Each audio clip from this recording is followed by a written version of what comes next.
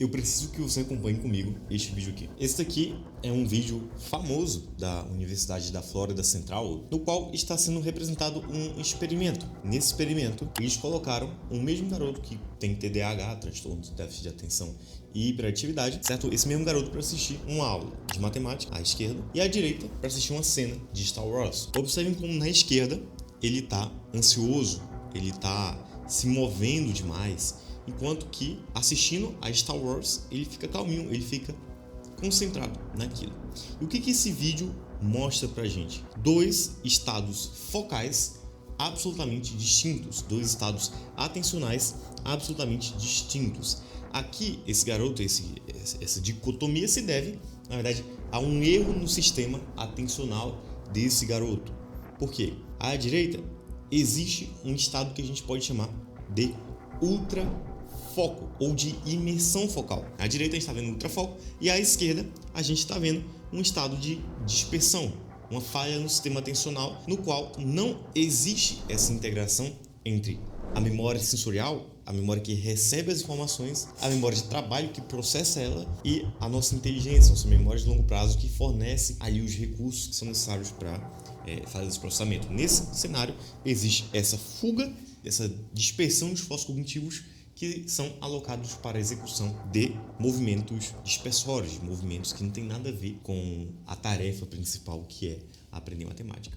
Nesse vídeo aqui, dividido em alguns capítulos, você pode conferir na descrição, você irá aprender como que a gente pode sair desse estado de desatenção absoluta para um estado de ultrafoco.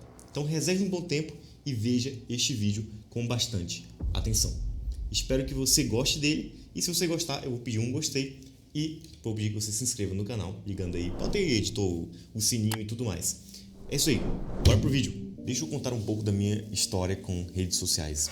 Em 2019 teve um episódio interessante. Eu era viciado em redes sociais, sobretudo o Facebook, naquela época eu estava mais em alta. Era o início do Instagram ali, estava alcançando o ápice dele. E quando eu não estava no Facebook, eu estava jogando videogames. Então eu tinha esses dois vícios que me dragavam e me prendiam num estado inerte, num estado em que eu não conseguia avançar em nenhum aspecto da minha vida. Esse negócio de produtividade pessoal nem era sonhável. E uma vez eu percebi o quanto que isso estava me capando, o quanto que isso estava limitando o que seria um potencial humano, pelo menos normal. E dessa percepção, veio em mim uma raiva, uma angústia muito, muito forte. Eu nunca fui uma pessoa de pavio longo, pelo contrário. E aí eu estava com o meu telefone, tinha acabado de me frustrar provavelmente em alguma partida de algum jogo competitivo, Rainbow Six Siege, Counter-Strike, eu não me lembro. Mas assim que eu perdi a partida, eu peguei o meu telefone e assim que eu peguei o meu telefone, o meu dedo foi automaticamente e abriu o Facebook de modo subconsciente. Eu não sei se vocês já passaram por isso, mas é muito frustrante quando você mesmo sem perceber volta a cometer um vício que você está tentando se libertar ou um vício que você está percebendo que está te destruindo como pessoa.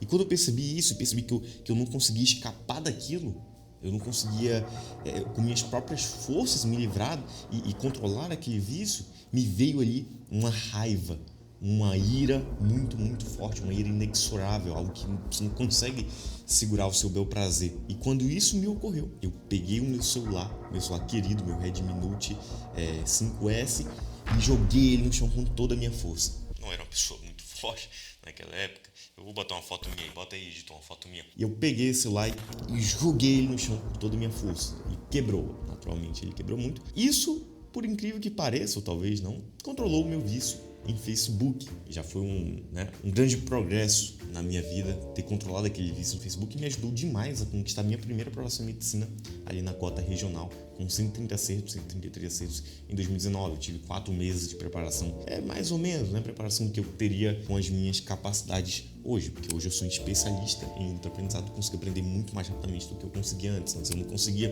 conceber e enraizar as ideias na minha inteligência, certo? Mas mesmo assim, esse ato de violência conseguiu resolver o meu vício. E isso eu tô te falando para te falar que talvez somente a violência, o repúdio contra as redes sociais, o repúdio contra os teus próprios vícios seja capaz de te libertar deles de algum modo. Enquanto você ficar tratando o teu vício com respeito, enquanto você ficar afagando, passando uma mãozinha na cabeça dele, ele sempre vai estar no seu coração. E se ele está no seu coração, ele vai ser colocado para fora, ele vai se manifestar dentro das suas ações. Tudo que está no seu coração se manifestará. E o único sentimento que consegue tirar algo do coração de um homem é a ira, é a raiva. Então, eu não gosto de dizer a raiva é combustível. Talvez seja. Em alguns momentos é necessário. O estado de ira, ele tem essa funcionalidade. Até nosso Senhor Jesus Cristo teve esse momento. O amor pela casa de meu pai me consumiu. Foi algo assim que ele falou. E isso fez com que ele tirasse toda aquela balbúrdia que estava ocorrendo lá. Então a mensagem é, se hoje você se considera viciado em redes sociais, saiba que você deve expurgar esse vício da tua vida. As redes sociais, você não consegue lutar pau a pau com ela. Ela é projetada, é uma máquina trilionária, projetada especificamente para capturar, para mexer com seus instintos e mecanismos atencionais mais instintivos, mais elementares do teu ser. Você nunca conseguirá disputar mano a mano com eles. Essa era a anedota que eu queria comunicar para vocês sobre o vício em redes sociais. Agora vamos continuar para o cerne deste grande manual, desta masterclass sobre o ultrafoco. Certo, pessoal? Então nesse terceiro capítulo a gente vai entender como é que o nosso foco funciona e como é que a gente pode gerir esse foco e direcioná-lo para onde a gente precisa direcioná-lo. Então, primeiro de tudo, o que é o foco? Qual que é a definição de foco? Foco é a capacidade de direcionar esforços, recursos físicos e ou mentais para se alcançar um objetivo. Então, eu posso direcionar os meus esforços, tá? Os meus recursos mentais, os meus recursos físicos para alcançar um objetivo. Como, por exemplo, derrubar alguém no soco ou para resolver uma conta de matemática, solucionar uma adversidade. Só que o que origina essa capacidade? Ora, vejamos bem, não há como se ter foco sem se ter atividade mental, atividade neuronal. Portanto, o foco se origina do trabalho de um grande contingente de neurônios do nosso córtex cerebral. Esse é o pilar, a origem fisiológica do nosso foco. No entanto, nós somos seres conscientes. Existe algo que nos diferencia de outros animais, no sentido da nossa capacidade de voluntariamente dirigir os nossos pensamentos. Portanto, não se pode resumir a nossa capacidade de foco apenas ao aspecto neurobiológico, sendo necessário, nesse sentido, também inferir que exista algo que nos dê esse controle excepcional da nossa concentração. E para Platão, esse era o conceito de alma racional. Para nós, a gente também pode chamar essa ideia de alma racional de psique. Então, também existe um componente do nosso foco, um pilar do nosso foco que a gente chama de pilar psicológico, que deriva dessa psique, dessa alma racional. O nosso foco, ele é originado tanto de um elemento neurobiológico, um elemento material, quanto de um elemento invisível a olho nu, mas que está presente, visto que nos diferencia de todo e qualquer outro animal. E esse componente que nos dá o controle focal, o controle voluntário, é o que a gente vai chamar de foco psicológico. Bom, vale notar, no entanto, que por mais que nós tenhamos esse pilar, esse aspecto psicológico que nos permita voluntariamente direcionar a nossa concentração, por vezes os nossos instintos naturais, que estão relacionados ao aspecto fisiológico do foco, assumem e impedem que nós tenhamos um foco voluntário. Como, por exemplo, por mais que eu estivesse aqui concentrado em dar esta aula, eu estou, de fato, recrutando muitos esforços cognitivos, eu estou comprometendo boa parte dos meus recursos mentais para pensar sobre esta aula, para palatar, para dissertar aqui para vocês. Por mais que eu esteja envolvendo voluntariamente esses recursos cognitivos, se alguém atirar aqui perto, a minha concentração vai ser completamente direcionada para esse estímulo. Então, nós temos, sim, um aspecto voluntário, mas ele não é absoluto. Ele não age e domina 100%. Ele não sobrepuja completamente o nosso aspecto neurobiológico, o nosso aspecto fisiológico, no que tange ao direcionamento do foco. Então, existe esse aspecto involuntário que, por vezes, assume. É interessante que a gente entenda isso porque depois nós iremos falar sobre modulação ambiental e como que nós estamos perdendo a nossa capacidade de concentração por deixar no nosso ambiente aspectos, né, itens que roubam, que abusam desses nossos instintos naturais e impedem que a gente, ou melhor dizendo, dificultam muito a manifestação do aspecto psicológico da nossa concentração, do aspecto voluntário dessa nossa concentração. Agora a gente pode falar sobre as implementações que a gente pode fazer em cada um desses dois pilares para otimizar a nossa concentração no geral. Então, pessoal, vamos falar agora sobre as implementações na esfera fisiológica do foco que repercutirão na melhora da nossa concentração geral, que melhorarão a nossa capacidade de exercer foco voluntário, beleza? Então vamos lá. Eu já falei que o foco vai depender do funcionamento adequado das células neuronais. E as células neuronais, elas são grandes consumidoras de energia. Pra vocês terem ideia, deixa eu colocar bem aqui, ó, assim, pronto. Esse nosso cérebro aqui, que gera a parte fisiológica do foco, ele pesa menos de 1% do corpo. Na verdade, aí vamos pegar um encéfalo médio humano, ele vai pesar cerca de 600 gramas. Eu peso, por exemplo, 90 e tantos quilos. Logo, o meu encéfalo, no meu cérebro especificamente, né? Porque, enfim, tá, ele vai pesar bem menos de 1% da minha massa corporal total. No entanto, esse carinha aqui, ele vai consumir entre 15% a 20% de toda a minha ingestão calórica. Todas as calorias que meu corpo vai gastar hoje, provavelmente meu cérebro consumirá 20% desse aporte, sobretudo se eu estiver num estado de altos níveis de energia mental, num estado de alto esforço cognitivo, esse número pode subir aí um pouco mais. Então, quando a gente fala de foco fisiológico, a gente está lançando olhos às condições físicas do corpo que influenciam, olha só, vamos lá, as condições físicas do corpo que vão afetar, que vão influenciar o nosso desempenho cognitivo. E aqui eu trouxe 4. Então, esses fatores, eles envolvem, mas não se limitam a esses 4 fatores aqui que eu vou apresentar agora para vocês. Os neurotransmissores, ou seja, a biodisponibilidade de neurotransmissores, os substratos energéticos e funcionais, calorias, glicose, frutose, lipídios na nossa corrente sanguínea para fazer beta-oxidação, vitaminas e tudo mais, todos os micronutrientes e macronutrientes que vão permitir que o nosso cérebro funcione da melhor forma possível. Continuando aqui, além dos substratos energéticos e funcionais, a gente tem aí o equilíbrio hormonal. Caso você tenha um corpo hormonalmente desequilibrado, muito provavelmente você não conseguirá extrair o máximo potencial do seu cérebro, por inúmeros motivos. Por exemplo, se você tiver um excesso de cortisol, você vai estar muito, muito estressado. E esse estresse, ele tende a diminuir o funcionamento do nosso cérebro. Ele tende a diminuir, a deixar a gente com menos controle sobre a nossa atenção. Sempre que você estiver muito estressado, você vai estar assim. Além de que o hormônio do estresse, o cortisol, ele é um hormônio catabólico. Ele destrói as proteínas do nosso corpo, né? Ele aumenta a degradação proteica. Ele aumenta a quantidade de glicose na nossa corrente sanguínea. Desregula o nosso sistema de controle energético como um todo.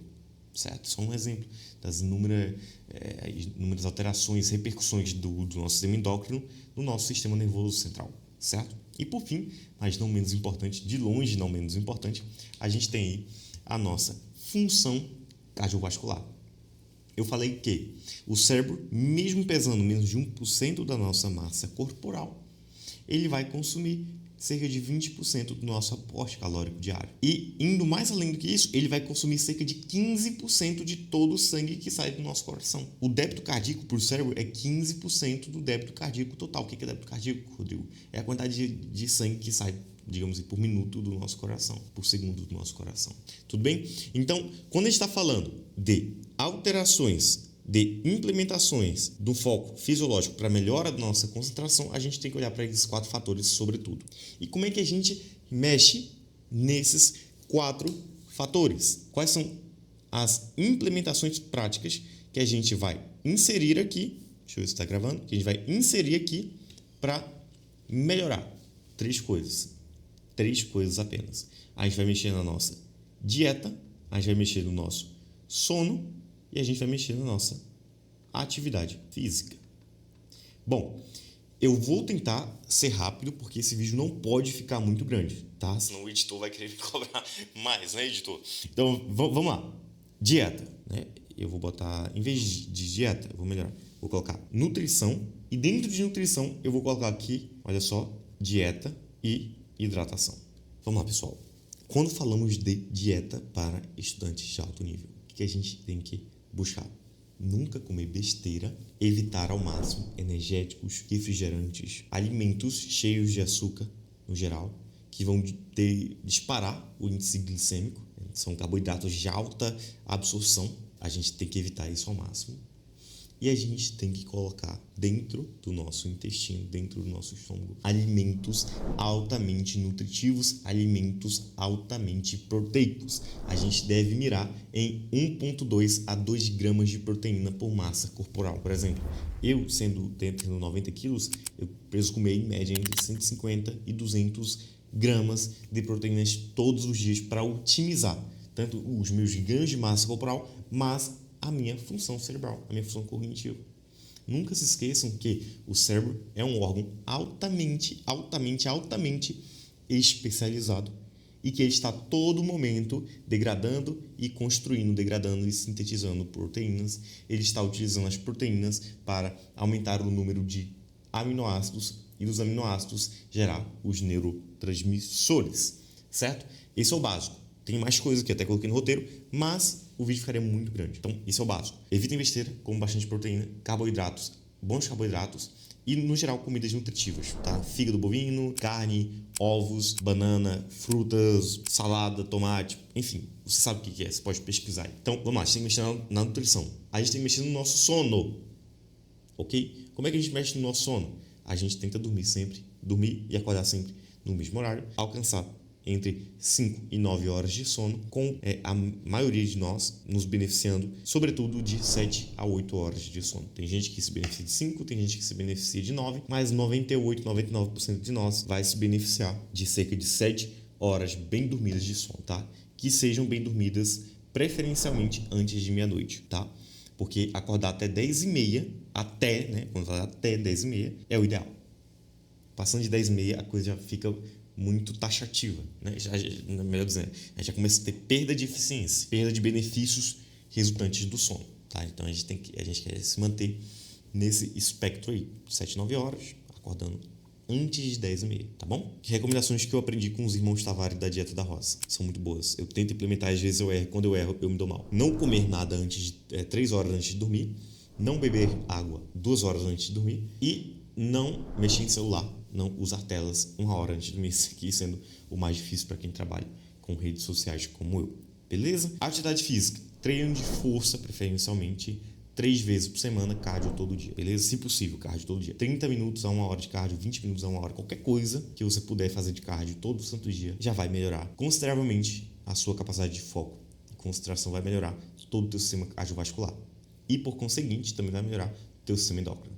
O treino de força, talvez ele seja melhor ele seja mais propício para melhorar o teu sistema endócrino, visto que ele vai aumentar a quantidade de massa muscular e a massa muscular é um bom preditor de saúde endócrina no geral. Obviamente que esse não é o caso para quem faz abuso de esteroides, que tem que ficar constantemente rastreando os marcadores sanguíneos para evitar que tenha, ou melhor, para reduzir a chance de ter uma morte súbita. Não sendo o caso, treine força 3 vezes por semana, cada treino durante 30 minutos a 1 hora, beleza?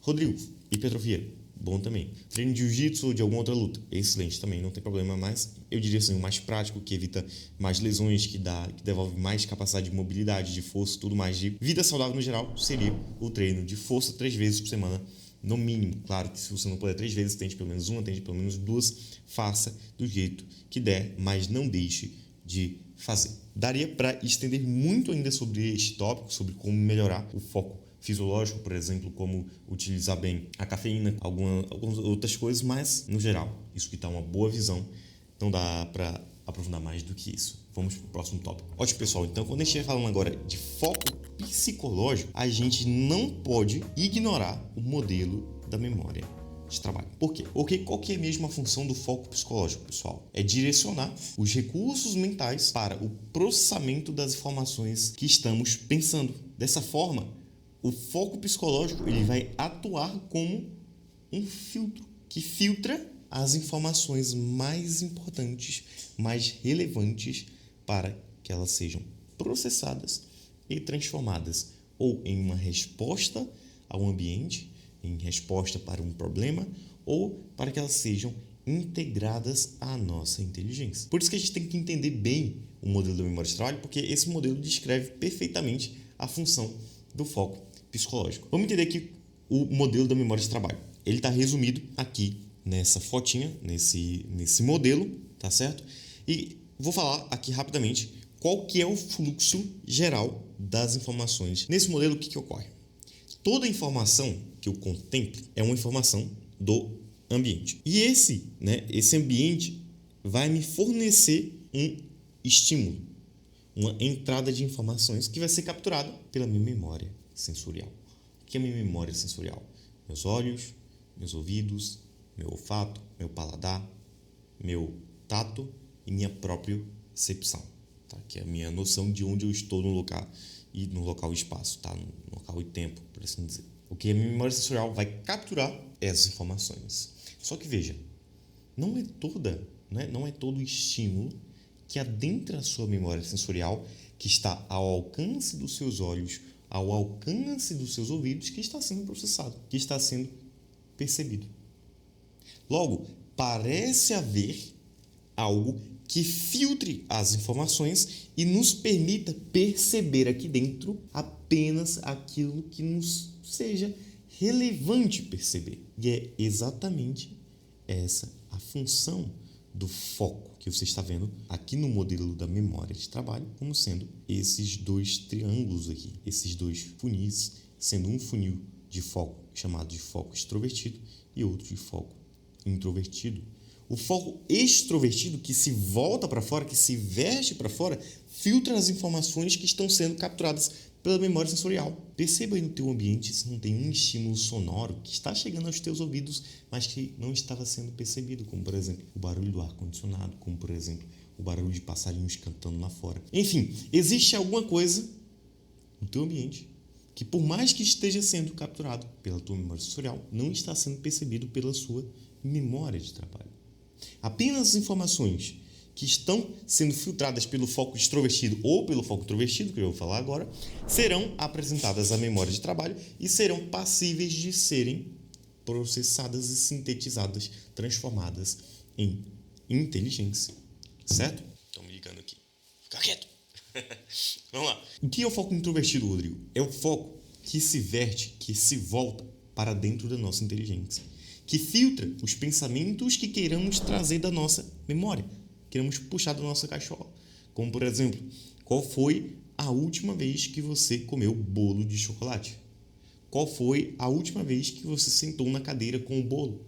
Qual foi a última vez que você foi feliz na sua vida? Você, quando tenta puxar essas informações da tua memória de longo prazo, você está colocando o teu foco introvertido, que é um componente do teu foco psicológico, para puxar e filtrar as informações, para serem novamente apresentadas à memória de trabalho. Eu não vou entrar a fundo nas funções da memória de trabalho, eu não vou entrar a fundo na parte de codificação e consolidação, saque e evocação, mas eu preciso que vocês entendam que quando estivermos falando de gestão do foco, especificamente de gerir o nosso foco psicológico, a gente está falando em dominar esses funis de atenção que se vertem ora para fora, ora para dentro.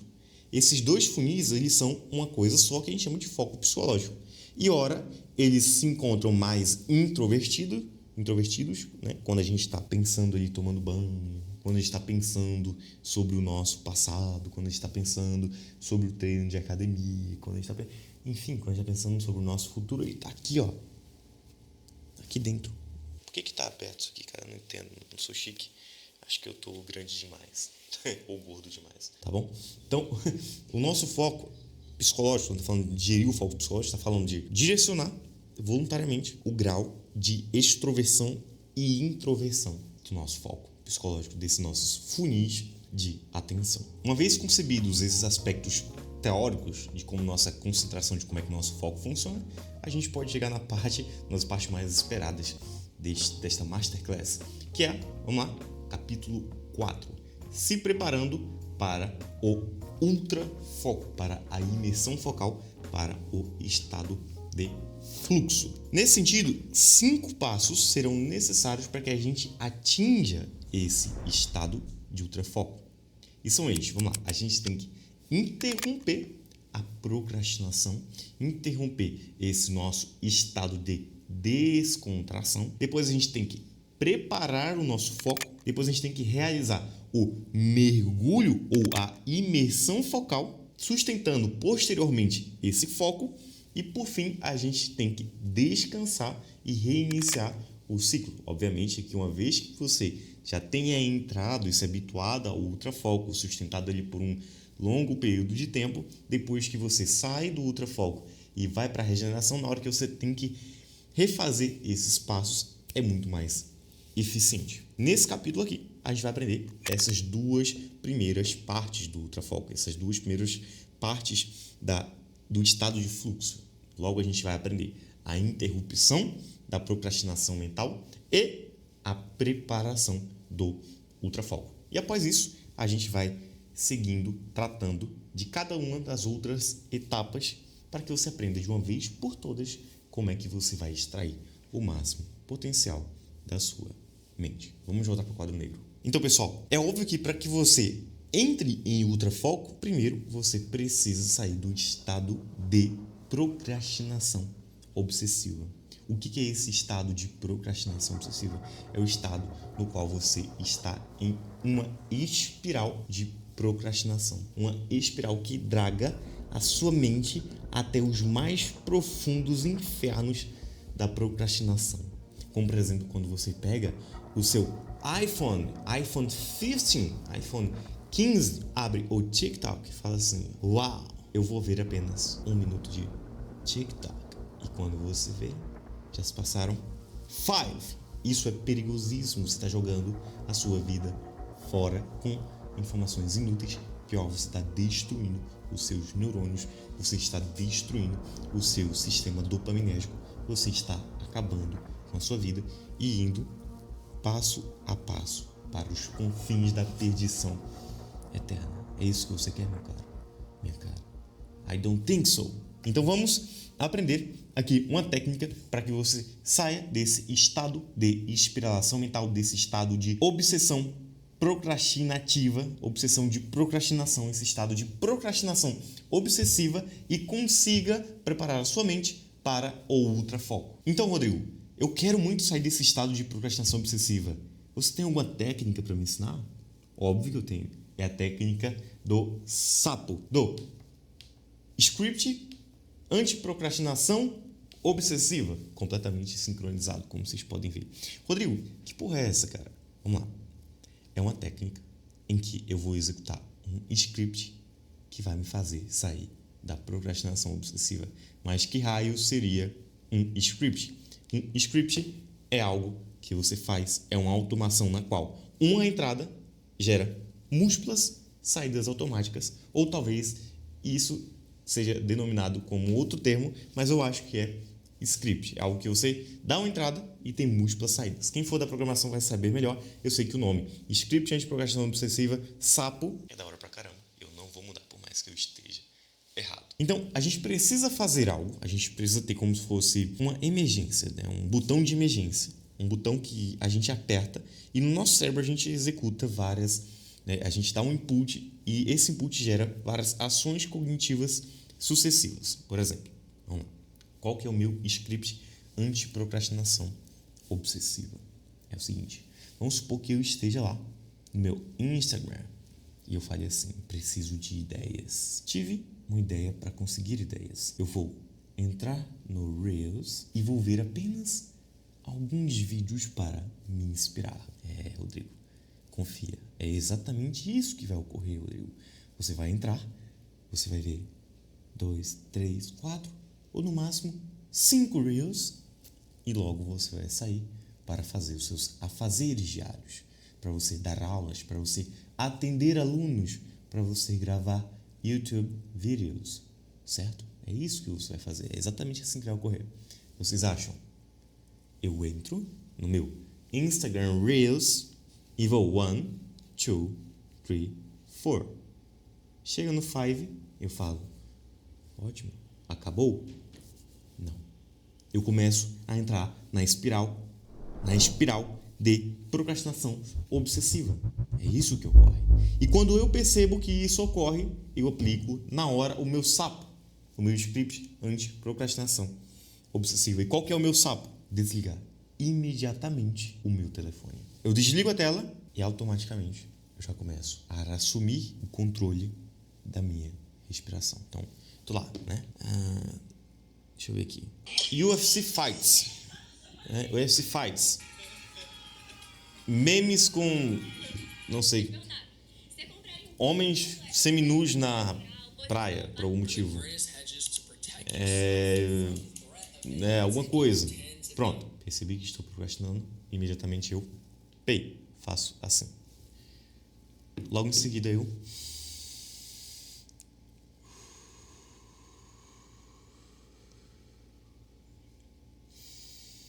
enquanto eu vou respirando, eu vou me determinando a fazer aquilo que eu precise fazer. Tem que gravar vídeo, tem que atender os alunos, tem que fazer tal coisa, tem que pagar o agiota. Entende? Você vai pensando, assumindo o controle da sua mente. Qual que é o meu script? Me peguei em espiral, desligo, fecho os meus ouvidos, guardo a minha boca, respiro e me determino. Se eu tiver uma garrafa d'água perto, meu próximo passo é...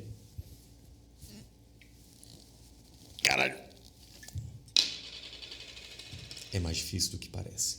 Beba minha água. Esse é o meu script anti-procrastinação obsessiva que vai me permitir realocar o meu foco colocando na tarefa que eu precise. Deixa eu colocar bem aqui. Calma aí. Ô, editor, faz a transição aí. Ótimo. Em suma, então, qual que é o meu script anti-procrastinação obsessiva? Você pode adaptar o seu, mas que funciona perfeitamente bem. É o seguinte. Percebi que estou procrastinando. Fecho meus olhos ou cesso os estímulos, controlo minha respiração, conto até 15 mentalmente, vou respirando, contando até 15, determino a minha mente, se eu tiver uma água, eu bebo, e aí eu escrevo ou penso a minha próxima tarefa, minha tarefa imediata. E aqui nessa tarefa é interessante um conceito de objetivo minimamente viável. Uma tarefa grande transformada em uma tarefa atômica, em um objetivo atômico.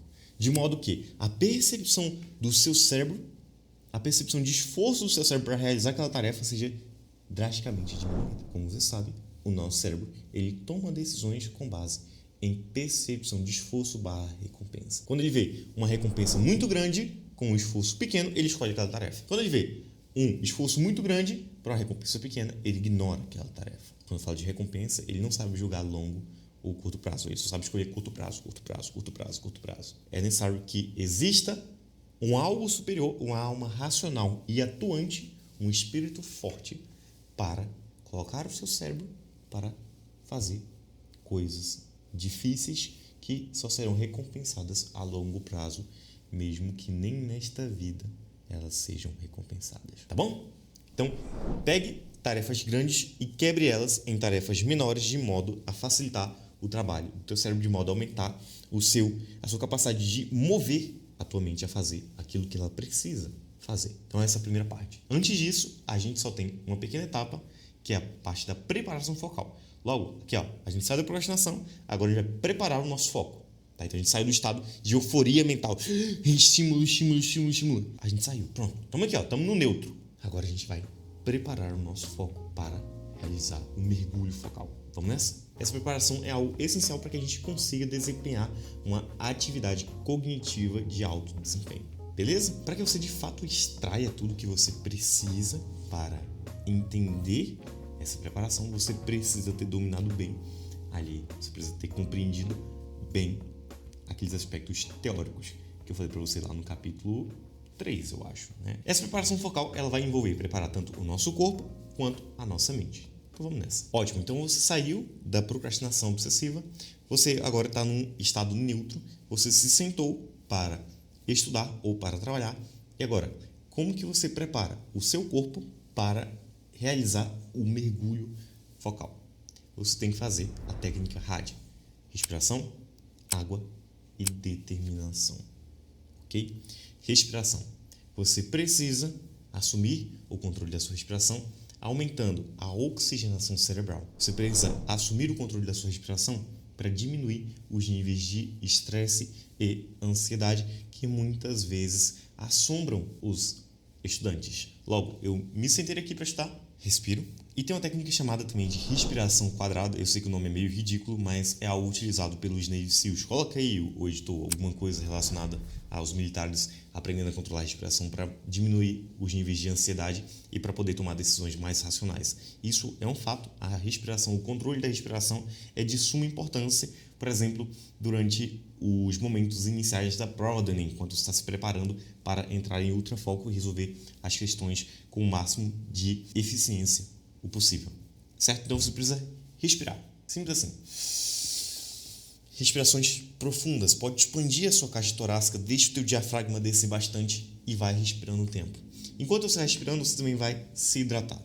Ótimo, né? Se hidratar 250 ml de água. 200, né? Vamos botar assim, 150 a 300 ml de água.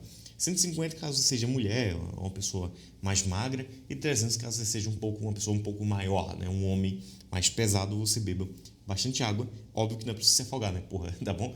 E aí você vai sentir uma melhora significativa, uma melhora considerável na tua capacidade, na tua clareza mental. Confie em mim. Faça essa preparação por 1 a 5 minutos e vocês vão perceber como que fica muito mais fácil entrar em ultrafoco. Eu não vou entrar aqui nos pormenores, né, nos porquês, o motivo da lei de X-Dodson, de todos os pormenores que cerceiam essas ideias, essa técnica que eu estou te passando aqui. Enquanto você vai se hidratando, eu preciso também que você volte e intensifique ainda mais a tua determinação mental. Eu preciso que você se projete no futuro. Eu preciso que você pense nos benefícios da conclusão do ato que você está se propondo a fazer e dos malefícios dessa não conclusão. Rodrigo, o que você está falando? Eu preciso, caso você vai prestar Enem, caso você vai prestar Enem, eu preciso que você se imagine no dia da prova e só acertando aquela questão porque você está estudando agora. Então, na prova do Enem vai cair uma questão que você só vai ter acertado e você vai se lembrar disso, você vai se lembrar da hora que você sentou para aprender aquela questão ali. Eu preciso que você pense nessa situação.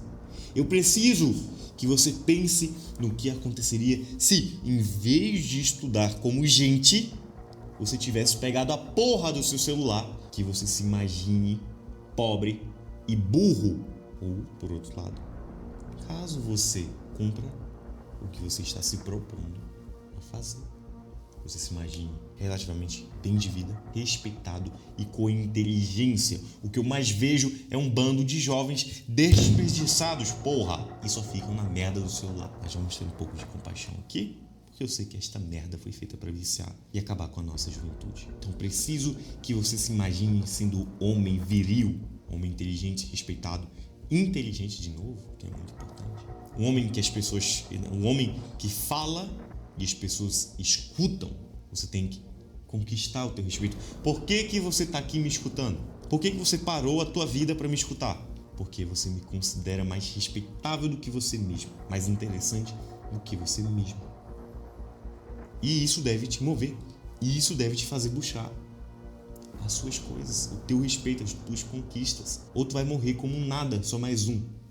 Tá bom? É só isso que eu queria dizer. E isso também faz parte da preparação psicológica do foco. Então, até agora, preparação fisiológica. A gente está direcionando os nossos recursos físicos, os nossos recursos neuronais para a atividade cognitiva, para o estudo, para o trabalho. Mas para isso a gente tem que ambientar a nossa mente. E como é que a gente ambienta a nossa mente? A gente popula ela de pensamentos acerca da atividade que estejamos querendo desenvolver, acerca do estudo que iremos executar agora. Para você entender o tanto que isso é importante, imagine que eu esteja aqui estudando. Imagina que eu esteja extremamente concentrado e que minha mente está cheia de pensamentos que cerceiam o funcionamento do nosso cérebro, o funcionamento da nossa cognição. Eu estou estudando, fisiologia endócrina, sei lá. Imagina que eu tô aqui estudando na minha sessão de estudo Fisiologia Endócrina, que eu faço medicina. Porra, tô 40, 50 minutos em imersão focal e chega minha mulher. Darling, o que iremos jantar hoje? Você acha que eu teria condições de responder aquilo de bate-pronto? Claro, descartando a hipótese de que eu já tinha pensado nisso antes, você acha que eu conseguiria?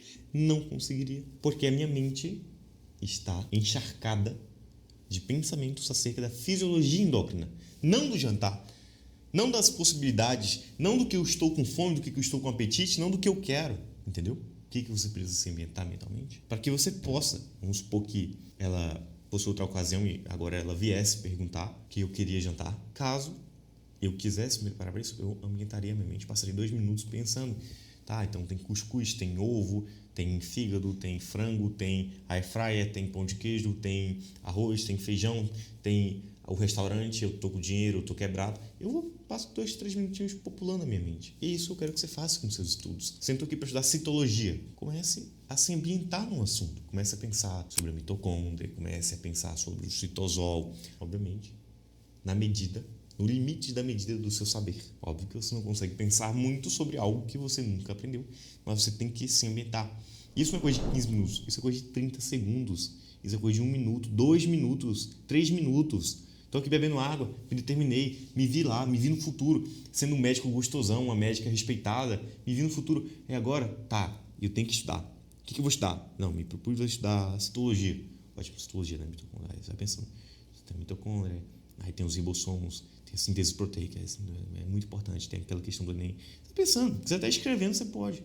No teu Story Quest Journal, então faz lá, beleza. Agora você está pronado, teu cérebro está capacitado para poder realizar o mergulho focal. E nunca se colocando no objetivo de vítima. Isso é extremamente comum, cara. Isso é muito difícil. Eu tenho que estudar isso daqui. Matemática é muito difícil. Eu sou burro. Porra é essa, cara? É só aprender. É difícil. Tá. E daí? Tu queria que todo mundo fosse médico, cara? Todo mundo passasse medicina, todo mundo passasse um concurso pra ganhar 20 mil por mês, porra? Tu queria que fosse fácil? Tem que olhar bagulho difícil e falar, porra, eu vou aprender isso aqui, vou me gabar disso aqui, vou botar o pau na mesa e todo mundo vai lamber, porra. Porque eu vou aprender isso daqui que é difícil e vou me gabar, vou chegar num grupo lá e vou falar, seu otário, você errou essa questão aí, ó, questão mó fácil. Você tem que ser mais competitivo também, né, velho? Ninguém sabe essa merda, é óbvio que tá difícil pra todo mundo. Eu vou aprender isso daqui e vou ser um fodão, porra. Óbvio que depois você vai exercer a virtude da humildade. Não, você tem que ser humilde. Cara, você só consegue ser humilde se você tiver como não ser humilde, porra.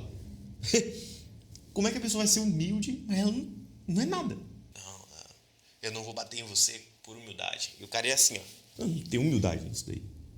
É óbvio que a discussão teológica verdadeira ele é mais complexo, mas vocês estão confundindo humildade com mediocridade. Nós estamos fugindo demais do cerne deste vídeo. Vocês têm que ter uma postura grotesca, cara. Postura grotesca. Eu vou aprender isso daqui, eu vou aprender isso daqui, eu vou aprender isso daqui. Nem que eu morra hoje, mas eu vou aprender isso daqui, cara. Vai ser a última coisa que eu vou fazer. Então já começa por aí. E se você quiser uma ajuda para realizar essa ambientação, você pode colocar uma videoaula em 2x, você pode ver algumas questões por alto, tentar resolver uma ou outra. Você pode ler o mesmo assunto em vários livros diferentes por cima, fazendo aquilo que eu chamo de sobreleitura sintópica, e por aí vai. Você vai populando a sua mente, enchendo ela de ideias acerca daquilo que você vai estudar. Com isso, o teu cérebro vai começar a recrutar as áreas cognitivas, os centros cognitivos da atenção. E vai recrutar também os centros das inteligências relacionadas àquilo que você vai aprender. Trazendo como se fosse um monte de pontos de ancoragem para que novas inteligências sejam costuradas. Uma vez que você tenha feito isso, você está pronto para realizar o mergulho focal. Bem, recapitulando brevemente até aqui. Vamos lá. Você aprendeu tudo sobre o funcionamento da sua concentração e com essas informações aprendidas você implementou alterações na sua rotina de modo a otimizar a sua função corpórea e, por conseguinte, a sua função cognitiva, a sua função mental. Você passou a ingerir mais água, você passou a praticar atividades físicas e comer de modo mais limpo e também regular o seu sono, dormindo e acordando sempre no mesmo horário, mirando em 7 a 9 horas de sono, de preferência acordando antes de 10h30 da manhã. Tem uma dicasinha também que é em relação a utilizar o sol para regular o teu ciclo circadiano, mas isso é um assunto para outro vídeo, se você quiser comentar aí embaixo que eu vou preparar. Tá tá bom? Depois você aprendeu como sair daquele estado inerte, aquele estado semi-morto de procrastinação e exploração mental aplicando a técnica SAP, o Script Anti-Procrastinação Obsessiva. E depois disso você passou a preparar o seu foco a partir da técnica RAD, respiração, água e determinação, se ambientando mentalmente e nunca assumindo a postura de vítima. E por fim agora, não é o final ainda, mas estamos próximos do fim deste vídeo, você vai aprender a realizar o mergulho focal, certo? Então vamos lá. Sigamos a nossa jornada. Vamos supor que você esteja aí sentado na tua mesa ou numa sala de aula e você esteja querendo prestar atenção no que o professor está falando, ou que você queira prestar atenção no que o material que você está lendo está significando. Você queira realizar o mergulho focal, você queira entrar em ultrafoco, esse estado no qual todas as coisas colaterais desaparecem, todas as coisas marginais simplesmente são ofuscadas e você consegue perceber apenas aquilo que é relevante para o seu aprendizado. Vamos supor que você queira realizar a imersão focal, entrar em ultrafoco nas palavras de um professor ou nas palavras escritas no material. Qual que é o ponto de suma importância para que você realize a imersão focal? Todas as palavras que você lê, todas as palavras que você escutar devem suscitar, devem provocar a evocação do significado daquilo que você está concebendo, daquilo que você está escutando, daquilo que você está lendo. Vamos supor, eu estou lendo aqui sobre a eletricidade. Eu estou lendo sobre eletrodinâmica. E lá fala de um resistor. Assim que eu ler essa palavra resistor, eu tenho que evocar, eu tenho que pensar sobre essa ideia de resistor, a ideia de resistência elétrica, a ideia de um efeito Joule, a ideia da dificuldade na transposição da corrente. Eu tenho que pensar nisso. E eu tenho que ir evocando e pensando essas coisas. O professor está falando, pessoal, o pâncreas produz insulina. Você pensa, espera, o pâncreas? O que é o pâncreas? Aí você traz da tua mente. Para lá, o pâncreas, aquele órgão meio assim, né? Com a cabeça, o corpo e o rabo, com as ilhotas alfa, as ilhotas beta. Aí tem as ilhotas beta que produzem insulina. Aí a insulina leva a glicose e aminoácidos para dentro da célula, provocando um efeito anabólico. É óbvio que você vai pensar na medida da extensão do seu conhecimento. Você vai tentar trazer aqui a tua percepção, que é as coisas correlacionadas ao que o professor estiver falando, ao que o livro estiver trazendo para você. Você tem que fazer isso. Você tem que evocar o significado das coisas que você esteja lendo, das coisas que você esteja ouvindo, das coisas que você esteja querendo prestar atenção. Esse ato voluntário muda tudo. Esse ato voluntário demonstra lacunas na sua estrutura intelectiva e comprova que você talvez não esteja conseguindo se concentrar porque você não tem inteligência suficiente para sustentar essa concentração. Eu, por exemplo, dificilmente me concentraria no ensaio de uma defesa de um processo criminal, porque eu não entendo de direito. Logo, eu nem consigo prestar atenção naquilo. Óbvio que eu conseguiria prestar atenção em parte daquilo, porque essa parte é uma parte concebível para minha intelecção e, portanto, eu tenho recursos suficientes para engajar nesse embate cognitivo. Eu não consigo prestar atenção... Tem um detalhe, mas eu não consigo, via de regra, prestar atenção uma pessoa falando russo para mim. Eu consigo ver que tem fonemas chegando ao meu ouvido. Eu não consigo engajar numa intelecção com ele, numa dialética. Óbvio que eu posso mergulhar nos sons que ele está fazendo, mas não é isso que você quer. Você não quer prestar atenção no professor, no físico do professor. Você não quer imaginar o professor pelado dançando na sua frente. Não é isso que você quer. Você está querendo realizar a imersão focal nas ideias que ele está transmitindo. E para isso, você tem que ter recursos de inteligência. Basta que você traga à tona, traga à tua percepção esses recursos. É assim que você realiza o mergulho focal. Uma vez que você tenha feito isso, você entrará num estado de fluxo, tal que existe um fluxo contínuo entre as informações advindas da memória sensorial, que são filtradas pelo foco extrovertido, são processadas na memória de trabalho e se correlacionam de algum modo, através da codificação ou do saque, com a tua inteligência, com a tua memória de longo prazo. É isso o estado de fluxo. Existe um fluxo que parte da memória sensorial, do ambiente, e chega à tua inteligência. Quando você tem esse fluxo, a gente diz que você está em ultrafoco, você realizou o mergulho focal. E agora, automaticamente, o teu cérebro começará a processar as informações de modo mais eficiente, porque não há dispersão de esforços. Todos os teus esforços estão na medida do que seria necessário para processar aquelas informações do modo mais eficiente possível, porra. Entendeu? É assim que você realiza a imersão focal. E uma vez que você tenha mergulhado, basta que você sustente esse foco. Visto que, caso a gente fique entrando e saindo, não trepa, com a arte do ultrafoco, com esse estado de fluxo, a gente vai estar sendo penalizado. Nós estaremos perdendo recursos cognitivos a cada troca-troca, devido a um efeito chamado The Cognitive Switching Penalty, a penalidade da alternância cognitiva, que é um efeito, um fenômeno que descreve a perda de eficiência, a perda de recursos cognitivos para cada vez que nós alternamos a tarefa mental que estejamos desempenhando. E a gente quer evitar esse sai-sai, esse sai-entra, essa alternância cognitiva o máximo possível. A gente quer sustentar o nosso foco. Caso você faça um mergulho focal e logo vem este miserável... Não, senhor Deus, desculpa.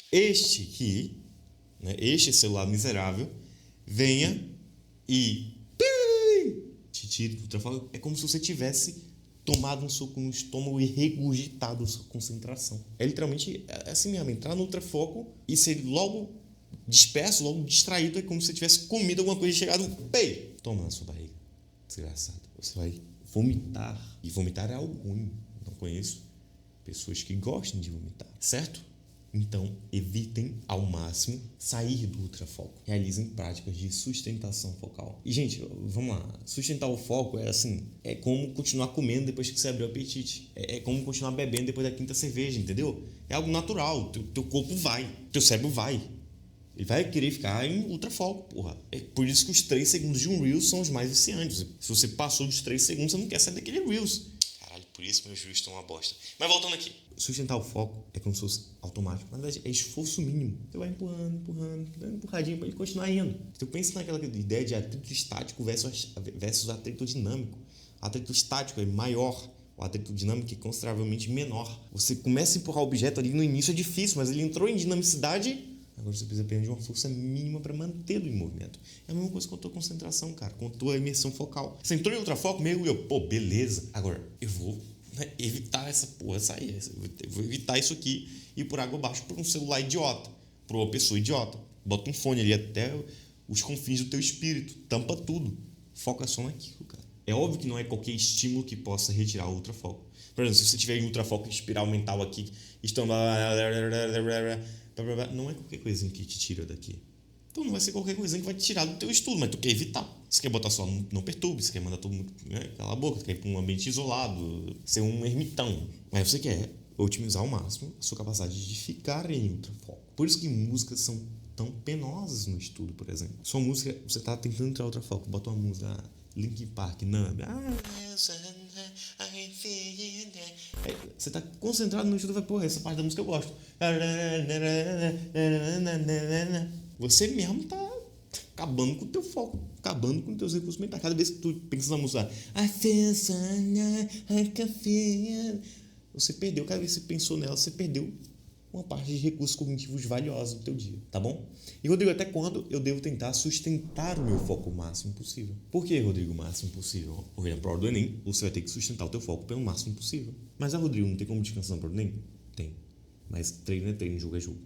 Na prova, a gente vai estar utilizando estrategicamente os nossos tempos de trabalho, de operação mental e descanso mental. Na vida real, a gente ainda quer ter, no treino, a gente ainda quer ter certo grau de estratégia, só que a gente quer treinar também o nosso máximo. Até chegar em pelo menos 1h30, 2 horas de sustentação focal.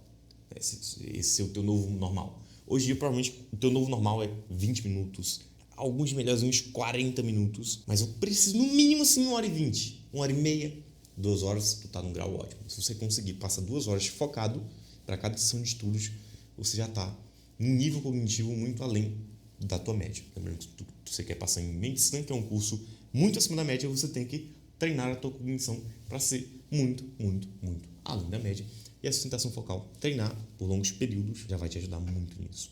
E nesse sentido de passar muito tempo sustentando o foco, Rodrigo, como é que eu vou saber quando que é o tempo de eu descansar a minha mente? Isso é muito importante. Você vai manter a tua sustentação focal pelo máximo de tempo até que se apareçam os sintomas de fadiga cognitiva, de fadiga mental, de sobrecarga cognitiva. E que sintomas são esses? Olha, varia de pessoa para pessoa, mas os meus sintomas mais comuns são os seguintes: dificuldade de concentração, você começa a ficar com dificuldade de realizar a imersão focal, e essa dificuldade de concentração se reflete até no teu globo ocular, no teu cristalino, parece que a tua visão fica embaçada, você não consegue, óbvio que você consegue, mas fica mais difícil, realizar o foco visual, porque o foco visual tem um foco instintivo, né, mas não o foco reflexo, mas tem um foco que advém daqui de dentro, né, que vem por instrução cerebral, o teu cérebro diz onde é que teu olho deve focar, e quando o teu cérebro começar a se cansar, esse foco ele vai voltar ao estado natural dele, que é mais longe aqui. Então você fica meio que embaçado da visão. É uma dificuldade de concentração cognitiva que se reflete na dificuldade de concentração ocular. Isso deve ser observado. Outro sintoma: mente pesada ou muito confusa. Até uma sensação de formigamento. Isso aí geralmente no final de um dia muito cansativo você vai sentir sobrecarga cognitiva. Não é burnout, outra coisa, sobrecarga cognitiva. Tá? Quando você começar a sentir, não é pra você estar lá estudando, porra, com o teu cérebro tem um derrame, né? Você começa a opa, calma aí, peraí, já tá muito difícil, meu olho já tá assim, já tô meio confuso, minha mente tá meio estranha, sei lá, né? Aí eu já paro, eu cronometro a minha sessão de estudo e quando eu chego aí nesse ponto, eu paro, pronto. Vamos supor que eu consegui 40 minutos, 1h20. Agora, eu vou, depois que eu sustentei meu foco, eu vou pra parte de regenerar a minha mente. Rodrigo, como é que a gente regenera a nossa mente? A gente tem que resolver, a gente tem que trabalhar em cima desses 3 fatores aqui. Os 3 fatores que são o drive, que são a força motriz da regeneração mental. A oxigenação, a hidratação e a descontração. Então a gente volta para o estado inicial. Hidratação: bebe água, sucos, limão com mel e sal, coisas que hidratam. Hidroeletrolíticos: água, sal, é o que hidrata. Água e sal. Limão deixa gostoso. Mel, né, deixa mais gostoso também, muito saudável, tá bom? Sucos trazem vitaminas das frutas, mas não pode botar muito açúcar porque senão desidrata, né? Se hidrata, né? Tu não sabe se hidratar? Vai se hidratar, cara. Oxigenar. Como é que a gente oxigena o cérebro? Atividade física, sobretudo. Respirar e atividade física. Por que atividade física? Porque aumenta a circulação sanguínea. Então, por conseguinte, você também aumenta a tua regeneração mental.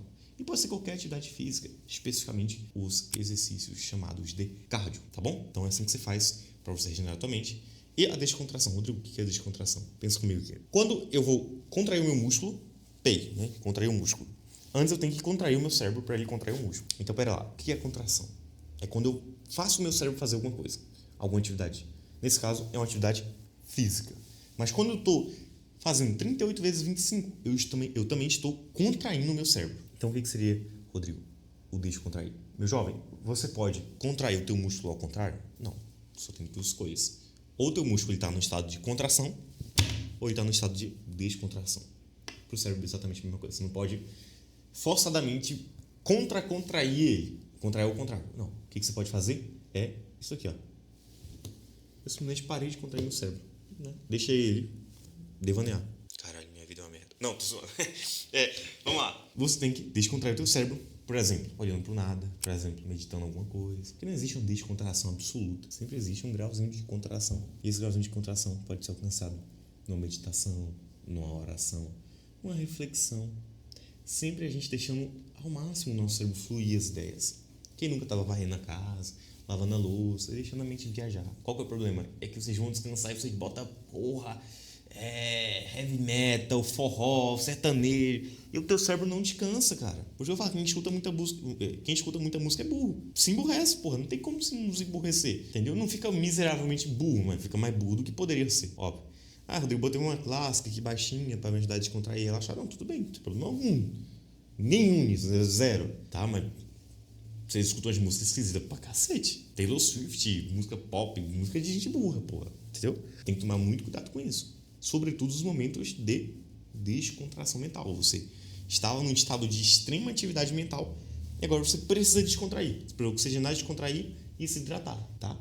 E disso derivam as minhas 4 formas preferidas de descanso mental. Então eu falei, os 3 fatores, essas são minhas 4 formas. Descanso conciliativo, na qual eu concilio uma atividade mentalmente exaustiva e alterno, né, depois que eu faço essa atividade, e alterno para uma atividade mentalmente pouco taxativo, uma atividade que eu não preciso me engajar mentalmente. Lavar louça, varrer a casa, responder algum aluno com a dúvida mais besta, qualquer coisa que não seja tão taxativo. Próxima forma, descanso contemplativo.